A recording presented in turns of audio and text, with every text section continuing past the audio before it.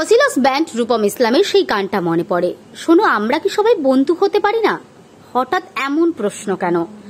গৌতম গম্ভীর ও বিরাট কোহলি বছরের পর বছর একটা ছবি দেখেই যেন সকল অভ্যস্ত হয়ে পড়েছে। গৌতম গম্ভীর ও বিরাট কোহলি একসঙ্গে হলেই কোনো না কোনো বিতর্কের পরিস্থিতি। এই মরশুমে আরসিবির মাঠে খেলে এসেছে কলকাতার নাইট রাইডার্স। সেই ম্যাচেও নজর ছিল বিরাট গম্ভীরের। বেঙ্গালুরুর চিন্নাস্বামী স্টেডিয়ামে আরসিবি বনাম কেকেআর ম্যাচের আগের দিন একটা ছবি প্রকাশ্যে এসেছিল। প্র্যাকটিসে আরসিবি তারকা ক্রিকেটার বিরাট কোহলি, অন্যদিকে কলকাতার নাইট রাইডার্সের প্রাক্তন অধিনায়ক তথা মেন্টর গৌতম গম্ভীর। ছবিটা এমন দেখে মনে হচ্ছে দুজন দুজনকে ম্যাচের আগে মেপে নিচ্ছে। ম্যাচের পর কি পরিস্থিতি হতে পারে আকর্ষণ ছিল সেটারও। ম্যাচ চলাকালীন স্ট্র্যাটেজিক টাইম আউটের মাঠে আসে গম্ভীর, বিরাটকে আলিঙ্গন করে। ইডেনে ম্যাচের আগে পরিস্থিতিটা আরো সুন্দর।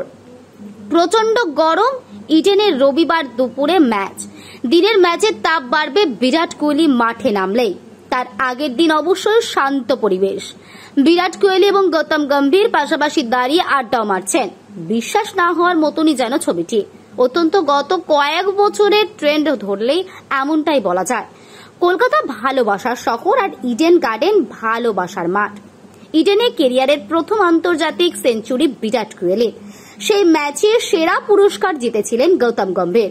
যদিও তরুণ বিরাট কোহলিকে সেই পুরস্কার দিয়েছিলেন গৌতম। পরবর্তীতে সম্পর্কে অবনতি হতে থাকে।